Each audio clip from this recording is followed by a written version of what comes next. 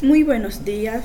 Hoy vamos a hablarles sobre la propagación in vitro de plantas Pinus cubensis grises, en donde presentaremos un póster en el cual va a contener su introducción, metodología, resultados y discusiones y por último, no menos importante, sus conclusiones.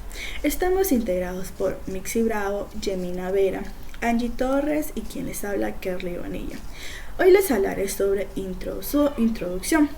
La especie Pinus cubensis grises es importante como fuente renovable para la producción de diversos productos relacionados con la madera. Sin embargo, sus poblaciones al habitar sobre suelos con elevado contenido de hierro y níquel se han reducido debido a la minería intensiva y sobre todo a la constante explotación maderera. Por estos motivos, el número de sus individuos decrece continuamente. A inicio de las décadas de los 60 del siglo XX se desarrolló una técnica para la propagación de plantas por cultivo de tejidos, que con el curso de los años se fue mejorando y modificando ciertas medidas para obtener numerosas especies. La técnica de micropropagación más común son la formación directa de brotes y la formación de brotes axilares. Ambas son inducidas por organogénesis y la embriogénesis somática. La inducción de desarrollo de brotes axilares seguido de su enraizamiento, además de ser la forma más común de regeneración, es la que presenta mayores garantías para poder obtener una estabilidad genética.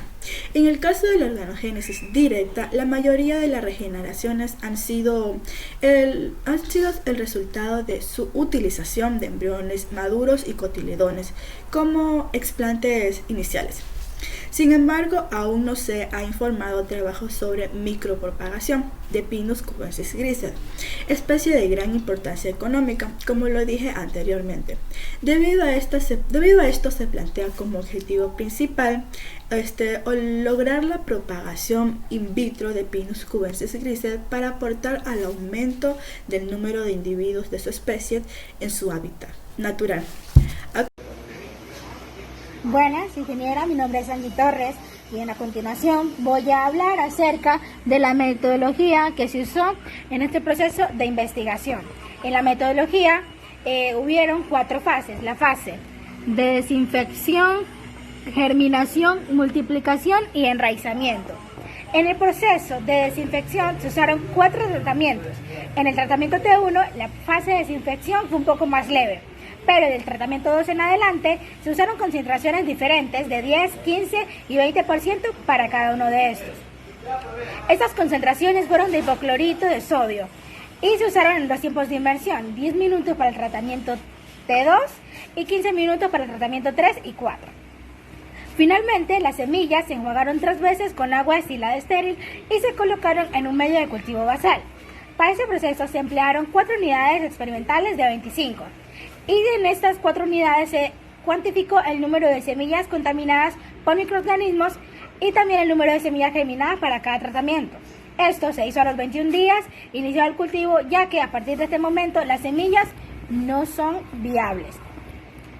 Para nosotros el proceso de germinación, como material vegetal inicial se tomaron semillas de la testa previamente desinfectada con el tratamiento de desinfección y embriones cigóticos de la extracción.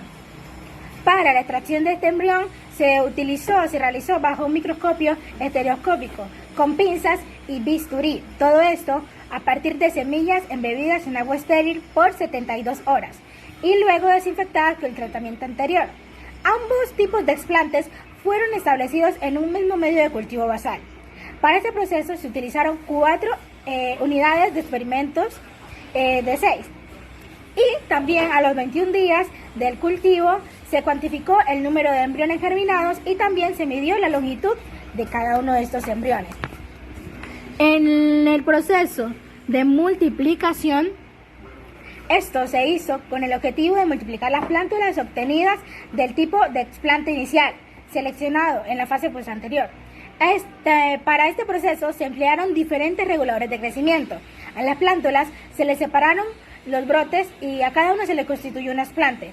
Se colocaron en medio de cultivos basales y se enriquecieron con diferentes citoquininas. como por ejemplo la BAP y la KIM, a distintas concentraciones que fueron 0, 18, 22 micrómetros. Y también hubo una concentración constante para todos los medios de cultivo que fueron 5,4 micrómetros de ácido ANA. Estas se colocaron 3 implantes por frascos y se realizaron 5 subcultivos, cada uno de 21 días de duración.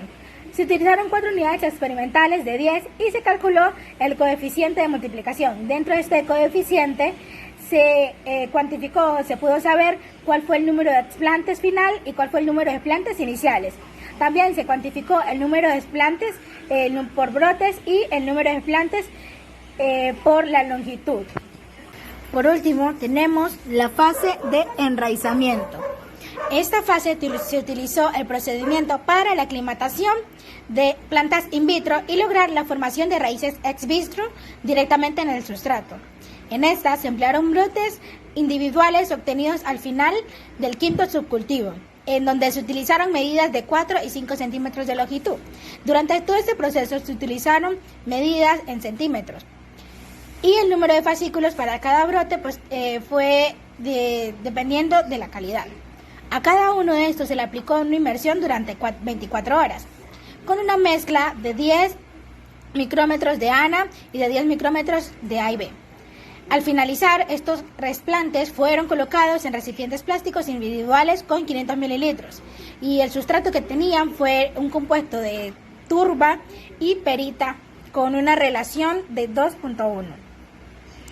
La humedad que se utilizó fue de 80 al 90% por los primeros 21 días. Y en estas las categorías de análisis fueron la influencia de la calidad de los brotes en la aclimatación de las plántulas de Pinus. También se midió lo que es la calidad de la longitud en el brotes en centímetros y el número de fascículos que fue de 4 a 4.3 y este disminuyó de 70 a 80%. Estos brotes se mantuvieron bajo un cobertor de sarán en donde disminuía la iluminación en un 50%.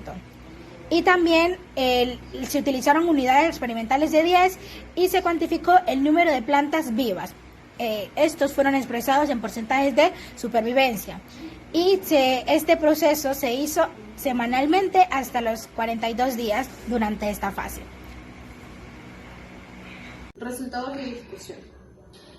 En la etapa de desinfección, en el primer cuadro podemos ver que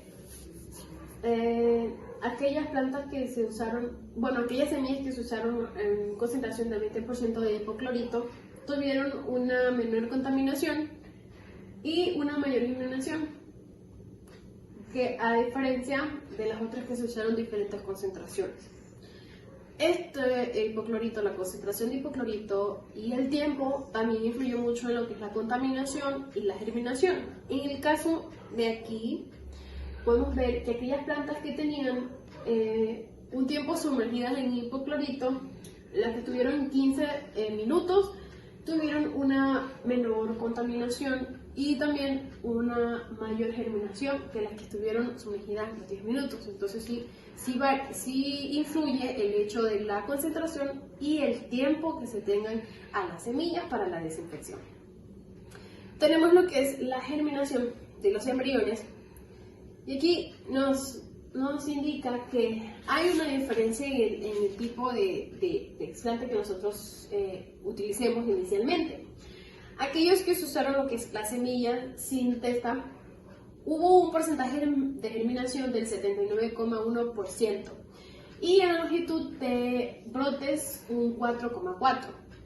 Para lo que es el embrión cigótico, hubo un porcentaje de germinación de 88,26% y hubo en la longitud de brotes 4,6%. Eso quiere decir que entre la germinación entre ambos, el embrión tuvo mayor germinación y la longitud de brotes no hubo mucha diferencia entre ambos explantes iniciales. Para la etapa de multiplicación, nosotros podemos ver que hubo un efecto en el tipo de regulador de crecimiento que se utilice y sobre el número de brotes que se obtuvo. En este caso, aquellos que utilizaron una concentración del 22,5% tuvieron un mayor número de brotes. En el caso se utilizó lo que es el BAC no tiene un mayor resultado en número de brotes a diferencia de la quinetina. Acá en la concentración vemos que también influyó pues, el regulador de crecimiento para la longitud de brotes. El BAC nuevamente nos indica que fue lo que permitió que hubiera un mayor número de longitud de brotes a diferencia de la quinetina.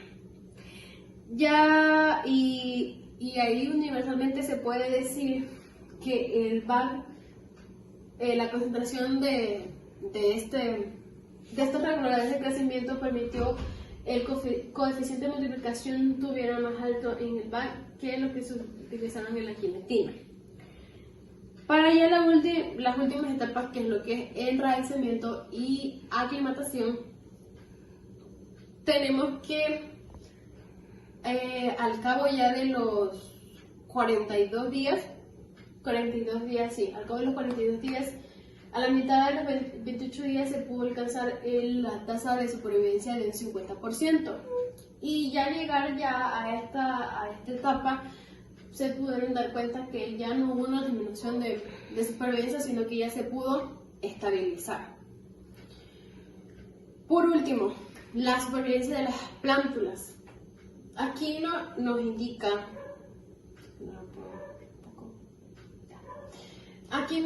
que la calidad de los brotes fue buena para aquellas plantas que tuvieron un porcentaje de supervivencia mayor. En este caso vemos los diferentes tratamientos A, B y C, en los cuales tuvieron diferencia calidad de brotes, pero el que mayor alcanzó, mayor calidad de brotes tuvo fue aquellos que tuvieron más supervivencia. Ya en la última figura, aquí en la número A, podemos ver las semillas seleccionadas. Aquí el embrión cigótico, en la número C, embrión cigótico ya germinado. Aquí las plantas ya en la etapa de multiplicación.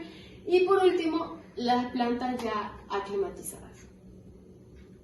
Mi nombre es Mixi Jimena Bravo Bones y en base a todo lo que ya le han explicado mis compañeras sobre propagación in vitro de plantas de Pinus cubensis grisel, se obtuvo la siguiente conclusión.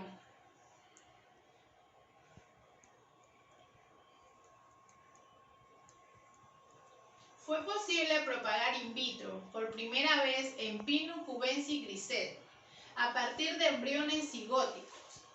Se estableció un protocolo de trabajo donde las plantas obtenidas alcanzaron el 50% de supervivencia en una fase de aclimatización. Gracias.